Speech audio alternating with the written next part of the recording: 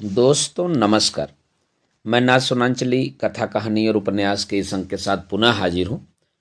दोस्तों लीजिए सुनिए भगवती चरण वर्मा की लिखी हुई एक कहानी 6 आने का टिकट का वाचन मेरे अर्थात नाथ सोनांचली के स्वर में। उस दिन जब मैं दफ्तर पहुंचा तो मैंने एक सज्जन को अपनी कुर्सी पर बैठा हुआ पाया। ये सज्जन अपने पैर मेज पर रखे हुए गुनगुना रहे थे और कभी कभी एक पेंसिल से अपनी जांघों पर रखे हुए मेरे लेटर पैड पर एक आध लाइन भी खींच लेते थे।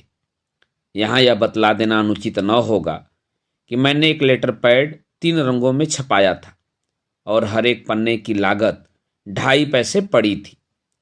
वे मछोले कद के मोटे से आदमी थे। चेहरा किसी कदर गोल मटोल, उबड़ खाबड़ और भद्दा। उनकी मूछें आधी और अच्छी तरह से छटी हुई, आंखें बिल्ली की तरह। बिजली के पंखे की हवा में इनकी चुटियां फहरा रही थी और यह बतला रही थी कि यह सज्जन काफी मौज में है। खादी का कुर्ता और धोती पहने थे। मेज के पास पड़े हुए तख्त पर मैं बैठ गया, यह समझकर कि दफ्तर के किसी कर्मचारी के मुलाकाती होंगे, और सुबह आए हुए पत्रों को उलटने पुलटने लगा। एकाएक इनकी निगाह मुझ पर पड़ी। मैं उस समय कुछ सिकड़ा हुआ, कुछ सहमा हुआ एक पत्रिका के एक विशेष लेख को पढ़ रहा था, जिसमें हिंदी वालों को यह सूचित किया गया था कि मैं घमंडी हूं, मक्कार हूं, मूर्ख हूं। उन्होंने मुझे कुछ देर तक गौर से देखा। शायद मेरी मुद्रा देखकर उन्हें कुछ दया आई। उन्होंने मुस्कुराते हुए मुझसे पूछा, क्या आप इस दफ्तर में काम करते हैं? बहुत विनयपूर्वक मैंने उत्तर दिया, जी हाँ। उन्होंने फिर पूछा, और संपादक किशोर जी कब आते हैं? कोई समय तो उनका ठीक नहीं है, क्या आप उनसे मिलना चाहते हैं? मैंने पूछा। जी, मैं उन्हीं से मिलने आया हूं। अभी हावड़ा स्टेशन से आ रहा हूं। वह सामने मेरा असबाब रखा है, मेरी उनकी मित्रता है, सोचा मिल आऊं, और चला आया। वे रहते कहाँ हैं? और वास्तव में उनका ट्रंक और बिस्तर वही रखा था। उनके असबाब को देखकर मैं घबराया, लेकिन जब उन्होंने मेरे मकान का पता पूछा तो मैं मर्माहत सा हो गया। मैंने कहा, जी, रहते तो वे यहाँ से करीब 10 मील की दूरी पर हैं, लेकिन शायद आजकल वे यहाँ नहीं हैं। 1 हफ्ते बाद उनके लौटने की खबर है। अरे, वे यहाँ नहीं हैं? खैर, दफ्तर तो है, यही रहूँगा। 1 हफ्ता कोई बड़ी बात नहीं है, इंतजार करूँगा। यह वार खाली गया। मैं सोच ही रहा था कि अब दूसरा वार कौन सा हो कि मेरे सहकारी श्रीराम ने प्रवेश किया। आते ही उन्होंने कहा, नमस्कार किशोर जी, आज जरा देर हो गई, क्षमा कीजिएगा। मेरे सहकारी की बात सुनते ही वे उठ खड़े हो गए। बड़ी भक्ति के साथ हाथ जोड़कर उन्होंने मुझसे कहा, आहा, आप ही किशोर जी हैं? आपने दिल्लगी तो खूब की। आप मुझे जानते ही हैं, मैं हूं राम खिलावन शरण नारायण प्रसाद सिंह, वहीं जिसने आपको 6 कविताएं भेजी थी, जिस पर आपने लिखा था कि खो गई, और जिस पर मैंने 12 कविताएं भेजी तो आपने लिखा था कि आधी में उड़ गई, और फिर मैंने 18 भेजी तो आपने लिखा कि जिस कंपोजिटर को आपने कविताएं कंपोज करने को दी थी उस पर उनका इतना प्रभाव पड़ा कि वह साधु बन गया और कविताएं अपने साथ लेता गया। लिहाजा मैं खुद अपनी 24 कविताएं लेकर आपकी सेवा में उपस्थित हुआ हूं। अब मुझे भी आतिथ्य सत्कार की सरगर्मी दिखलाने को मजबूर होना पड़ा। मैंने कहा, ओह, तो आप ही राम खिलावन शरण नारायण प्रसाद सिंह हैं? आपका इस कुटी में स्वागत है। आपके दर्शनों से मैं कृतार्थ हो गया। इसके बाद मैंने अपने सहकारी से कहा, श्री राम जी, आपके ठहरने का प्रबंध छेदीलाल जी के धर्मशाले में करा दें। कमरा अच्छा होना चाहिए। और लेकिन मेरी बात पूरी न हो पाई कि बीच में ही मेरे अतिथि ने बात काट कर कहा, जी, धर्मशाले में ठहरना मैं कभी पसंद नहीं करता। चोरों और बदमाशों का वहां जमघट रहता है। मैं इसी दफ्तर के अतिथि गृह में ठहर जाऊंगा। उससे आपकी सेवा करने का मुझे पूरा अवसर प्राप्त होगा। मेरे दफ्तर में अतिथियों के लिए कमरा है। इसका पता भगवान जाने किस प्रकार श्री राम खिलावन शरण ने लगा लिया था। मैं निरुत्तर रह गया। 4 दिन बाद सुबह के समय जब मैं सोकर उठा तो मुझे यह देखकर महान आश्चर्य हुआ कि श्री राम खिलावन शरण नारायण प्रसाद सिंह बरामदे के एक कुर्सी पर बैठे हैं और उनके सामने उनका बिस्तरा तथा ट्रंक रखा है। मुझे देखते ही वे तपाक के साथ उठे, प्रणाम करके मुस्कुराते हुए उन्होंने मुझसे कहा, कल रात मैंने यह तय किया कि मुझसे आपका संपर्क पूर्ण रूप से प्राप्त नहीं हो रहा, क्योंकि दफ्तर में दिन भर आप व्यस्त रहते हैं। आपकी अमृतवाणी मैं नहीं सुन पाता, लिहाजा मेरा आपके घर में आपके साथ ही ठहरना उचित होगा। इसके साथ ही बाजार का भोजन मुझे रुचिकर नहीं होता, यहाँ घर का भोजन मिलेगा। मेरी सबसे बड़ी कमजोरी यह है कि आदमी मैं मुरौवत वाला हूँ और आसानी से न नहीं कह सकता। लिहाजा अब श्री राम खिलावन शरण नारायण प्रसाद सिंह मेरे निजी अतिथि बनकर मेरे घर पर जम गए। रोज सुबह वे मेरे साथ चाय पीते थे, भोजन करते थे, दफ्तर जाते थे। उनका ट्राम का किराया भी मुझे ही देना पड़ता था, क्योंकि कंडक्टर के पास आते ही वे मेरा मुंह देखने लगते थे। एक दिन दफ्तर पहुंचकर उन्होंने मुझसे कहा, किशोर जी, आज इच्छा होती है कि कलकत्ता घूम आओ। बड़ी प्रसन्नता की बात है, मैंने उत्तर दिया। जरा आप अपना ट्राम का टिकट दे दीजिए, वह मेरे नाम है, आप पकड़े जाएंगे। मैंने कहा, वाह, आपके दफ्तर के सभी आदमी तो उसका प्रयोग करते हैं, मैं क्या मूर्ख हूं जो पकड़ा जाऊंगा। और उस दिन वे मेरा ट्राम का टिकट ले गए। मुझे अपने आदमियों को ट्राम का किराया देकर ट्राम पर भेजना पड़ा, और शाम को जो मैंने हिसाब लगाया तो 10 आने का मुझे नुकसान हुआ। दूसरे दिन जब उन्होंने फिर ट्राम का टिकट मांगा तो मैंने उत्तर दिया, मुझे बड़ा दुख है, ट्राम का टिकट मुझसे एक मेरे मित्र ले गए। उन्होंने ठंडी सांस भरकर कहा, कोई बात नहीं, मैं उनकी प्रतीक्षा कर रहा हूं, उनके आने पर चला जाऊंगा। और उस दिन अपने झूठ को छिपाने के लिए दिन भर अपने आदमियों को ट्राम के किरायों के पैसे देकर भेजना पड़ा। उस दिन 12 आने का नुकसान हुआ। तीसरे दिन उन्होंने फिर ट्राम का टिकट मांगा और मैंने फिर वही बहाना किया। पर उस दिन के लिए मैंने एक स्कीम सोच ली थी। जैसे ही दफ्तर का कोई कर्मचारी बाहर जाने लगा तो मैं उसके साथ दफ्तर के बाहर निकला। बाहर निकलकर एकांत में उसे अपना टिकट दिया और उसे कह दिया कि वह मुझे बुलाकर एकांत में ही टिकट वापस भी करे। लिहाजा रोज का अब मेरा यही दस्तूर हो गया। इतवार के दिन सुबह मेरे साथ चाय पीते हुए श्री राम खिलावन शरण नारायण प्रसाद सिंह ने मुझसे कहा, किशोर जी, आज तो आपकी छुट्टी है, आज आप मुझे कलकत्ता घुमा दीजिए। मैं उस दिन कुछ झल्लाया हुआ था। मैंने उत्तर दिया, मुझे दुख है कि मुझे आपकी सेवा करने से वंचित रहना पड़ेगा, क्योंकि मुझे आज कई लोगों से मिलने जाना है।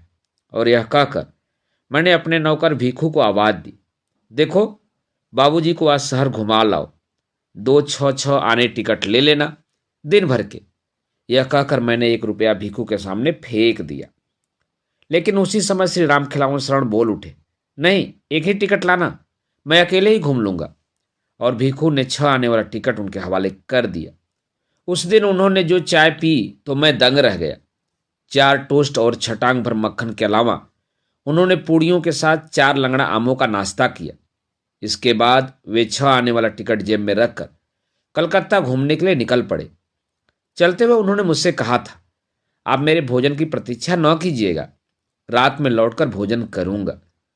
दिन भर मैं कामकाज में व्यस्त रहा। रात को मैं करीब 11 बजे घर लौटा, लेकिन एक अजब सन्नाटा मुझे मालूम हुआ। नौकर चाकर सभी मौजूद थे, लेकिन न मुझे भक्तिपूर्वक प्रणाम करने वाला मेरा भक्त था और न लगातार प्रश्नों की झड़ी लगाने वाला, अजीब अजीब शंकाएं उठाने वाला और मेरी सुखी जिंदगी की सुख शांति हरने वाला मेरा अतिथि था, यानी श्री राम खिलावन शरण जी अभी तक न लौटे थे। नौकर मेरा खाना ले आया, लेकिन यकीन दिलाता हूं, मुझसे खाना न खाया गया। मैं न जाने क्यों अपने अतिथि के लिए चिंतित हो उठा था। कलकत्ता बहुत अच्छा नगर नहीं है और श्री राम खिलावन अपने जीवन का जहाज लेकर अकेले ही इस कलकत्ता नामक महासागर में निकल पड़े थे। मुझे चिंता हो रही थी कि कहीं बस के नीचे तो नहीं आ गए, या रास्ता तो नहीं भूल गए, या उन्हें कोई भगा तो नहीं ले गया। मुझे अच्छी नींद भी आई। बिस्तर पर मैं करवटें बदलने लगा। मुझे आश्चर्य हो रहा था कि श्री राम खिलावन शरण के प्रति मुझ में इतनी अधिक ममता कैसे आ गई। एकाएक मैं चौंक उठा। टेलीफोन की घंटी बज रही थी। मैं उठा, घड़ी पर मेरी नजर गई और उस समय 3 बजे थे। धड़कते दिल के साथ कांपते हुए हाथों से मैंने रिसीवर उठाया। हेलो। उत्तर मिला, भवानीपुर थाने से बोल रहा हूं। आपके यहां कोई राम खिलावन शरण प्रसाद सिंह तो नहीं ठहरे हैं? मेरा चेहरा पीला पड़ गया। मैंने घबराकर पूछा, खैरियत तो है, जिंदा है ना? एक हंसी की आवाज सुनाई पड़ी। जी हाँ, हैं तो खैरियत से, लेकिन पिए हुए हैं। आधा घंटा हुए लाए हैं, आप उन्हें ले जाइए। रिसीवर मैंने रख दिया। मैं आसमान से गिरा तो हमारे श्री राम खिलावन शरण प्रसाद सिंह इतने पहुंचे हुए आदमी हैं। विश्वासों को एक भयानक धक्का लगा। जी चाहता था कि जमीन फट जाए और मैं उसमें समा जाऊं। जब श्री राम खिलावन शरण नारायण प्रसाद सिंह जैसे आदमी पी सकते हैं और इतनी पी सकते हैं कि थाने में बात दिए जाए, तब मेरे न पीने के अर्थ यही थे कि मेरी जिंदगी अकारथ गई। बहरहाल अपने अतिथि को हवालात से लाना ही था और मैं हवालात पहुंचा। 5 रुपए देकर राम खिलावन शरण को मैंने छुड़ाया और उन्हें घर लाया। घर आते ही श्री राम खिलावन शरण ने खींच कर एक गिलास पानी पिया और फिर मत्था पकड़कर बैठ गए। अब देखिए कि उनकी आंखों से टप टप आंसू गिर रहे हैं और वे मौन बैठे हैं, न हिलते हैं, न डोलते हैं, न बोलते हैं, न चालते हैं।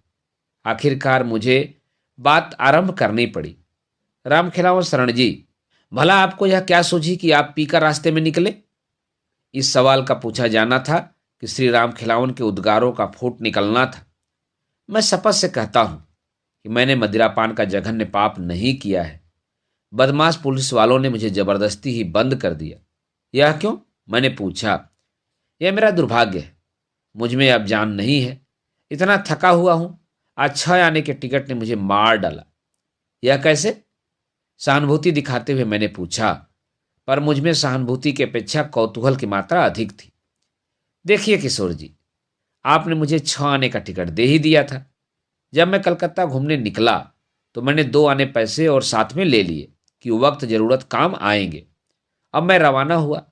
ट्राम पर बैठ जाता था, जहां तक जाती थी वहां तक जाता था और उसी ट्राम पर धर्मतल्ला वापस आता था। टालीगंज गया, बालीगंज गया, बेहला गया, खीदरपुर गया, पार्क सर्कस गया, सियालदह और राजा बाजार गया, श्याम बाजार गया, बाग बाजार गया, डलहौजी गया, हाई कोर्ट गया, बऊ बाजार गया, हैरिसन रोड गया और निमतल्ला भी मैं घूम आया। शाम को कुछ थोड़ी सी भूख लगी थी तो पास में 2 आने पैसे थे ही। नाश्ता डटकर किया। अब करीब 10 बजे मैं हैरिसन रोड और चितपुर रोड चौराहे पर उतरा। मैंने हिसाब लगाया। 6 आने के टिकट से मैं 1 रुपया 12 आने का घूम चुका था और घर आने में 2 आने का और सफर करता तो इस प्रकार 1 रुपये 14 आने का घूम चुकता और 6 आने में अपने हिसाब से मुझे 1.5 रुपया का घूमना चाहिए था। इसलिए मुझे संतोष करके उस समय लौट आना चाहिए था। लेकिन मालूम होता है कि उस समय मुझ पर शैतान सवार था, क्योंकि एकाएक ख्याल आया कि खर्च 6 आने नहीं बल्कि 8 आने हुए हैं, क्योंकि 2 आने का नाश्ता तो घूमने के सिलसिले में ही मैंने किया था और 8 आने के हिसाब से मुझे 2 रुपये का घूमना चाहिए था। इधर यह ख्याल आया और उधर मुझे एक ट्राम दिखलाई दी जिस पर बेलगछिया लिखा था। एकाएक मुझे ख्याल आया कि बेलगछिया अभी तक नहीं गया और मैं उस ट्राम में बैठ गया। बेलगछिया पहुंचकर मैं इस आशा से ट्राम में बैठा रहा कि यह वापस जाएगी, लेकिन एक आदमी ने मुझसे कहा, अब आप जाइए। मैंने कहा, मैं धर्मतल्ला जाऊंगा। उसने घड़ी की तरफ इशारा करते हुए कहा, 11 बज गए हैं, देख रहे हैं आप, अब यहां से कोई ट्राम नहीं जाएगी। किशोर जी, मैं चौंक उठा। मैंने कहा, क्या यहां से अब कोई ट्राम नहीं जाएगी? उसने कहा, कह तो दिया नहीं जाएगी, अभी बस मिल जाएगी, चले जाओ। मैं उठा, लेकिन मेरी जेब में 1 पैसा नहीं। भला बस पर कैसे आता? मैंने उस आदमी से पूछा, धर्मतल्ला यहां से कितनी दूर है? उसने जवाब दिया, होगा कोई 5 मील। और किशोर जी, मैं पैदल धर्मतल्ले की तरफ रवाना हुआ। करीब 12:30 बजे मैं धर्मतल्ला पहुंचा, बुरी तरह थका हुआ। धर्मतल्ला में भी कोई ट्राम नहीं मिली और इसलिए मुझे वहां से भी पैदल ही रगड़ना पड़ा। 1:30 बजे के करीब मैं उस बड़े चौराहे पर पहुंचा। किशोर जी जरा देखिए, 9 मील पैदल चलकर आया था। दिन भर खाया भी नहीं था, प्यास जोरों से लगी थी, पैर लड़खड़ा रहे थे, आंखें निकली पड़ती थी। और उसी समय एक पुलिस वाले ने बढ़कर मुझसे पूछा, तुम कौन हो? मैं ऐसा बेकाबू और बेहोश था कि मेरे मुंह से शायद शब्द भी न निकले, और अगर निकले भी तो टूटे फूटे, बिना मतलब के रहे होंगे। तब तक एक दूसरा पुलिस वाला आ गया। उसने पहले से पूछा कि मामला क्या है। दूसरे ने जवाब दिया, मालूम होता है सार दारू पिए हैं, पैर सीध नाय पड़त है, जवान नाई खुलत है, नशा माँ बेहोश है। दूसरे ने कहा, तो फिर थाने ले चलो, काल सुबह हो आई जाई। उस समय मैंने उन्हें समझाने की कोशिश की, लेकिन या तो मैं उन्हें नहीं समझा सका या फिर वे मुझे नहीं समझ सके। अरे तो यह बात है, मैंने मुस्कुराते हुए कहा। मैंने नौकर को बुलाकर खाना मंगाया। वे भोजन करने लगे और मैंने उनसे कहा, आपका अनुभव तो बुरा हुआ है। अब मेरी सलाह यह है कि आप कल सुबह अपने घर वापस चले जाएं। आप अच्छी साइट पर घर से नहीं चले थे। खाना खाते हुए उन्होंने कहा, जी हाँ किशोर जी, बात तो ठीक है, लेकिन मेरे मामा के ससुर के बहनोई जो टिकट कलेक्टर हैं और मुझे कलकत्ता मुफ्त लाए थे, कह गए थे कि करीब 15 दिन में वापस लौटेंगे, तब साथ ले जाएंगे। 12 दिन हो गए हैं, 2-3 दिन में आने वाले हैं, तब चला जाऊंगा। लेकिन इस घटना को हुए करीब 15 दिन हो गए हैं और मेरा घर अभी तक आबाद है, क्योंकि श्री राम खिलावन शरण नारायण प्रसाद सिंह के मामा के ससुर के बहनोई अभी तक वापस नहीं लौटे हैं। दोस्तों, अभी आप सुन रहे थे एक हास्य कहानी 6 आने का टिकट, जिसे लिखा है भगवती चरण वर्मा ने। दोस्तों, भगवती चरण वर्मा जी हास्य व्यंग कहानियों के लेखक के रूप में जाने जाते हैं। कल मैं इनकी एक और हास्य कहानी लेकर उपस्थित रहूंगा, तो जुड़े रहें कथा कहानी और उपन्यास के साथ। धन्यवाद। नमस्कार।